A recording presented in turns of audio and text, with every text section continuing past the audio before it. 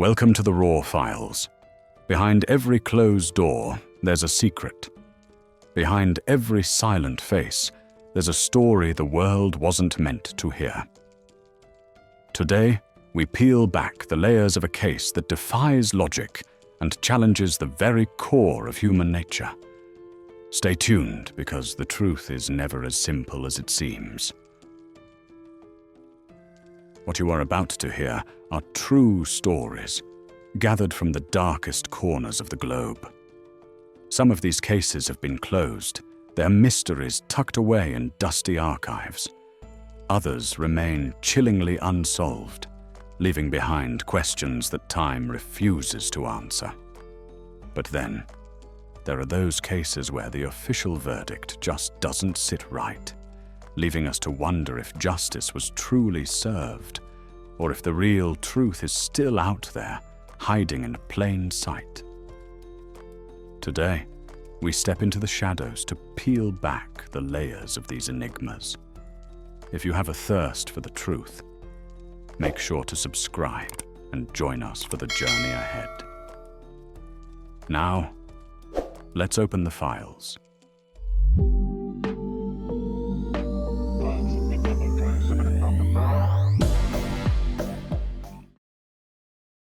What if the person you trusted most, the quiet, brilliant student who sat beside you in class, was secretly planning your end? February 23rd, 2004. Yunnan University, Kunming, China. 4 bodies, 1 closet, and a killer no one saw coming. This is the story of how jealousy, isolation, and a single insult transformed a gifted scholar into one of China's most shocking campus murderers. Winter break had just ended at Yunnan University. Students returned to their dormitories with stories of family gatherings and holiday adventures. But in room 317, something was wrong. 5 students were missing: Ma Jiajue, Yang Kai-hong, Xiao Ruijie, Tang Xueli, Gong Qua. At first, no one panicked. College students come and go. Maybe they'd stayed home a few extra days. Maybe they were visiting friends in another city. But then came the smell. A thick, putrid odor seeped from beneath the door of room 317. Students in neighboring rooms covered their noses, complained to each other. Something had died in there. Maybe food left too long. Maybe a rodent trapped in the walls. When campus officials finally opened the door, they found a room that looked almost normal. Beds made, desks organized, everything in its place, except for the smell. It led them to a wardrobe against the far wall. The lock had been broken. Recently, when they opened that closet door, the contents inside shifted, tumbled forward. 4 bundles wrapped in blankets, secured with duct tape, black plastic bags covering what should have been heads.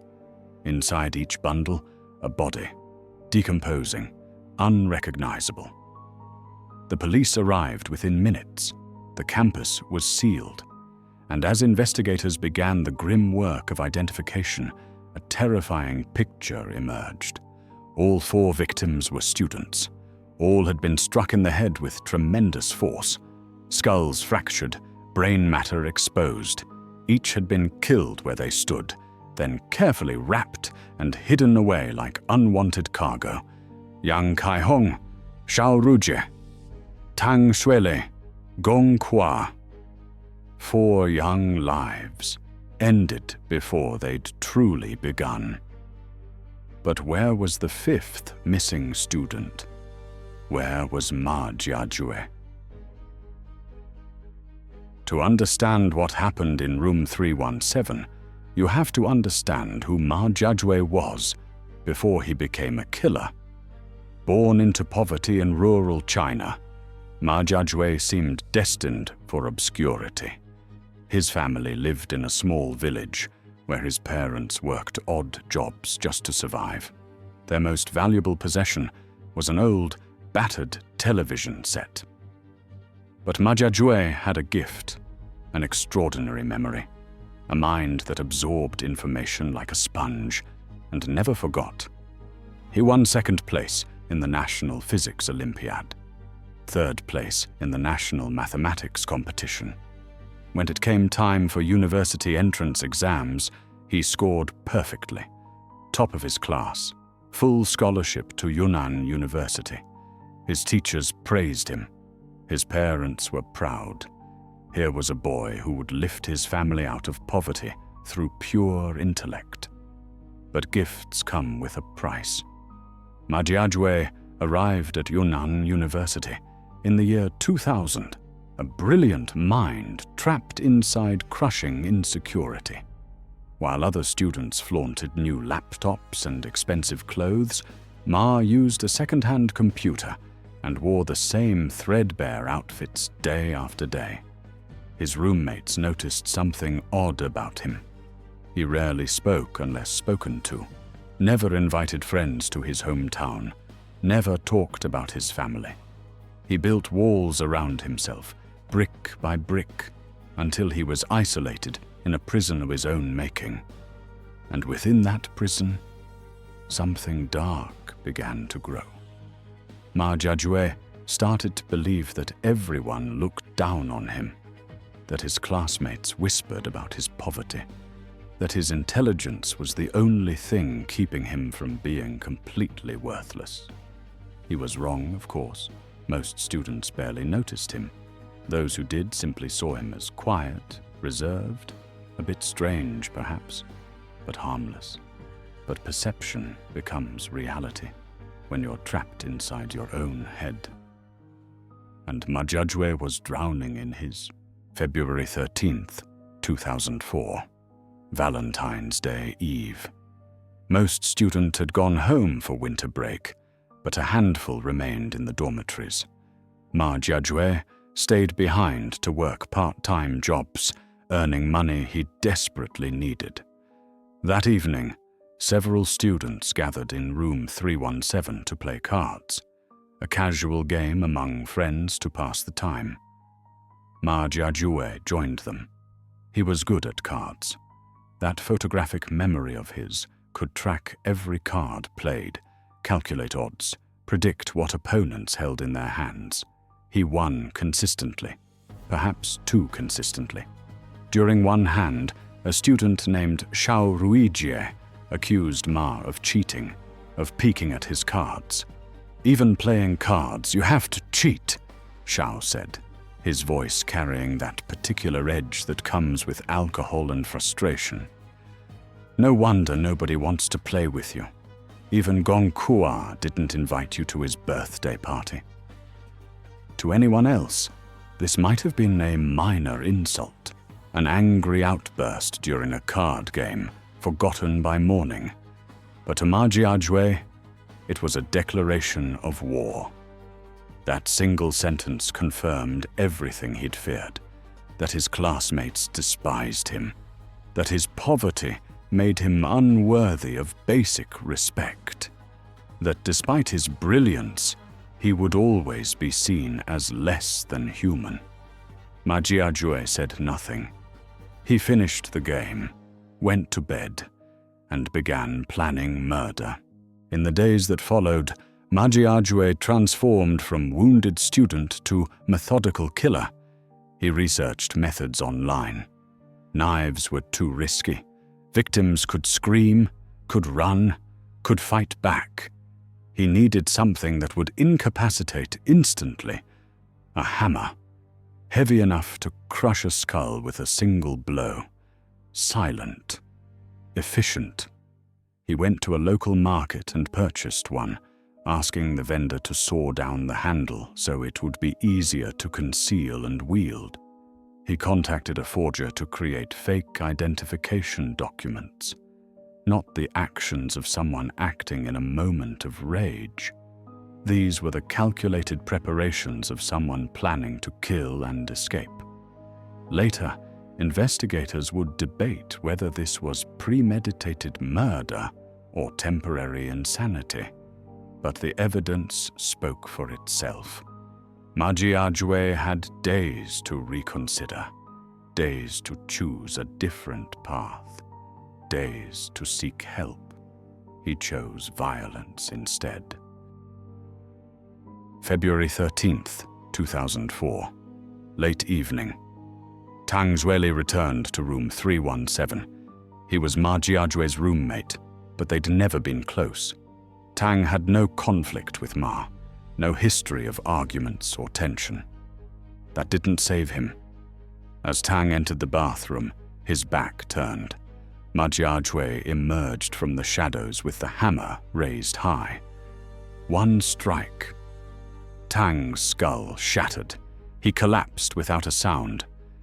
Ma wrapped the body in a blanket, sealed it with duct tape, covered the head with a black plastic bag, and shoved it into the wardrobe. Then he methodically cleaned the blood from the floor, working late into the night to erase any trace of what he'd done. He slept in that room that night, alone with his victim. The next evening, February 14th, Valentine's Day, Xiao Ruijie returned from drinking with friends. The student who had insulted Ma at cards, the one who had triggered this cascade of violence. Xiao went to wash his feet before bed, a common Chinese custom. As he knelt by the basin, Ma struck from behind.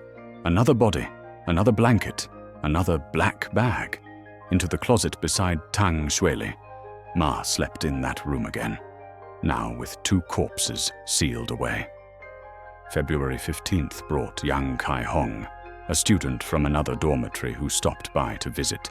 Wrong place, wrong time. Ma couldn't risk discovery. Yang joined the others in the wardrobe.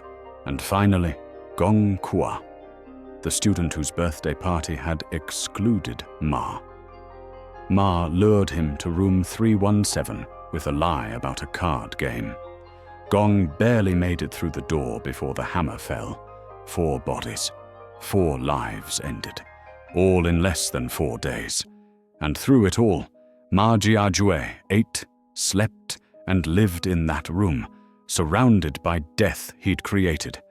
When investigators later asked why he'd covered the victims' heads with plastic bags, Ma gave a chilling answer. "I couldn't sleep.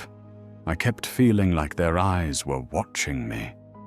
Even in death, his victims haunted him.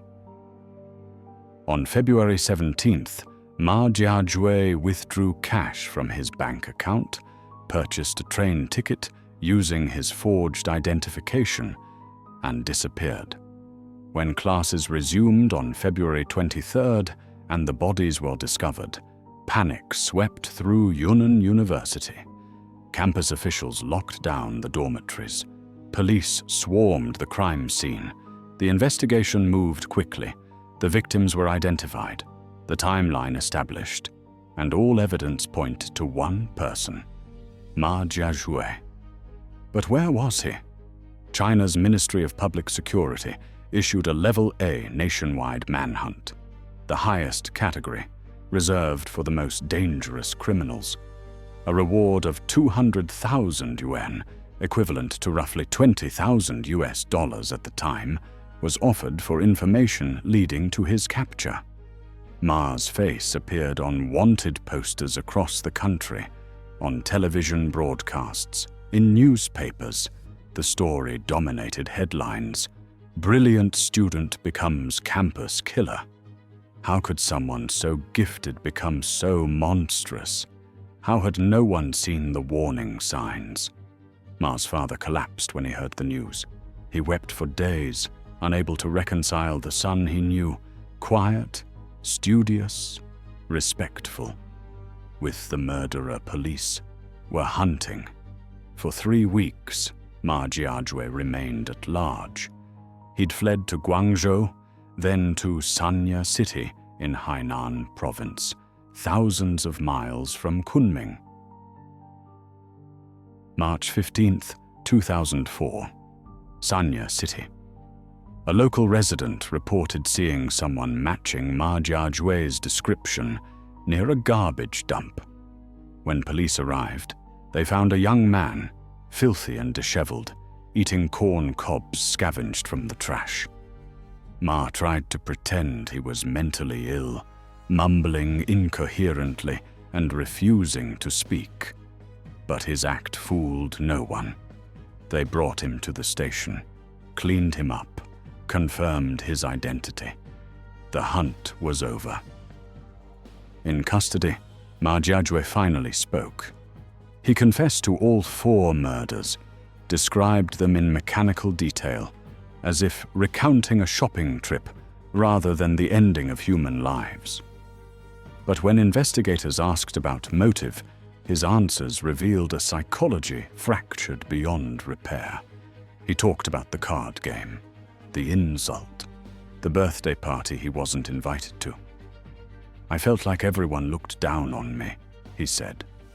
"Everywhere I went, I saw people who were better than me, richer, happier. I thought they were all mocking me behind my back." The investigators pressed him. Why kill Tang Xueli, who had never wronged him? Why Yang Kaihong, barely an acquaintance? Why Gong Kuo, whose only crime was not inviting him to a party? Ma's answer was simple and terrifying. "If I was going to kill Xiao Ruijie, I couldn't leave witnesses. They would have gotten in the way." Cold, calculated, devoid of empathy. Psychological experts who examined Ma found a young man who had spent years building a fortress of resentment around himself. His poverty had become a source of deep shame. His intelligence, rather than being a gift, had become a weapon he turned inward.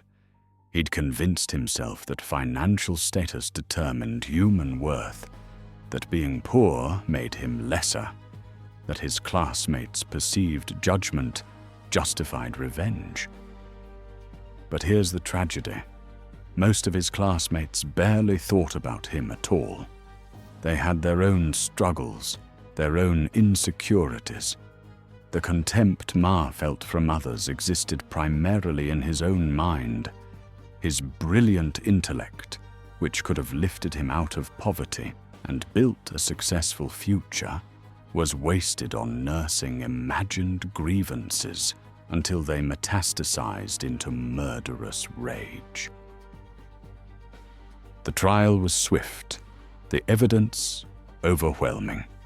On April 24, 2004, Ma Jiajue was sentenced to death. He showed no remorse, offered no apologies to the families of his victims. When asked if he regretted his actions, he simply stated that he'd done what he felt he had to do. June 2004. Ma Jiajue was executed by firing squad. He was 23 years old. 4 families buried their children: Yang Kaihong, Xiao Ruijie, Tang Xueli, Gong Kuo. Young men with futures ahead of them, dreams unfulfilled, love stories that would never be written, children they would never have, lives stolen because one person couldn't see beyond his own pain. The Ma family also mourned. Ma Jiajue's parents, who had sacrificed everything for their son's education, had to live with the knowledge that their son had become a monster. Yunnan University installed new security measures, increased dormitory supervision, provided mental health resources for students, but no amount of policy could erase the trauma. For years afterward, students avoided room 317. Some requested transfers to different dormitories. The building itself seemed haunted by what had happened there. The case of Ma Jiajue forces us to confront uncomfortable truths. How many young people are silently drowning in isolation and self-hatred? How many brilliant minds are being destroyed by the pressure to succeed, by shame over circumstances beyond their control? Ma Jiajue's intelligence could have been a bridge out of poverty.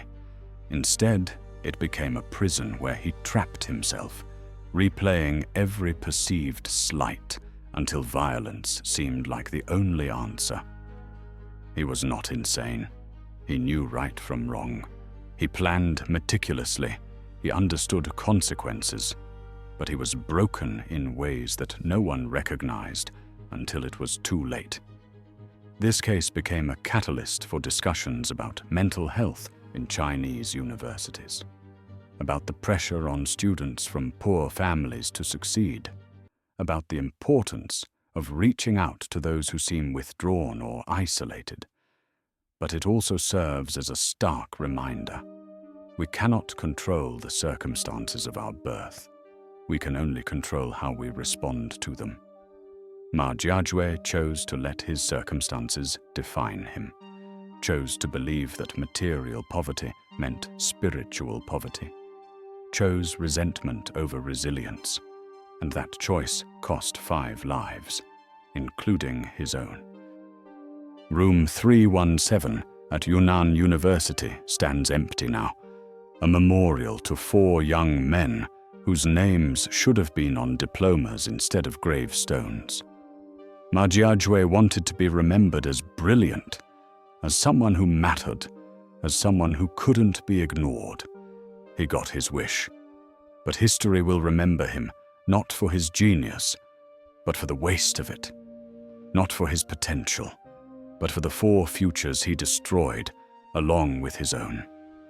In the end, the boy who felt invisible became infamous, and the 4 who simply wanted to live quietly became legends of a tragedy that should never have happened. Your circumstances do not define you. Your choices do.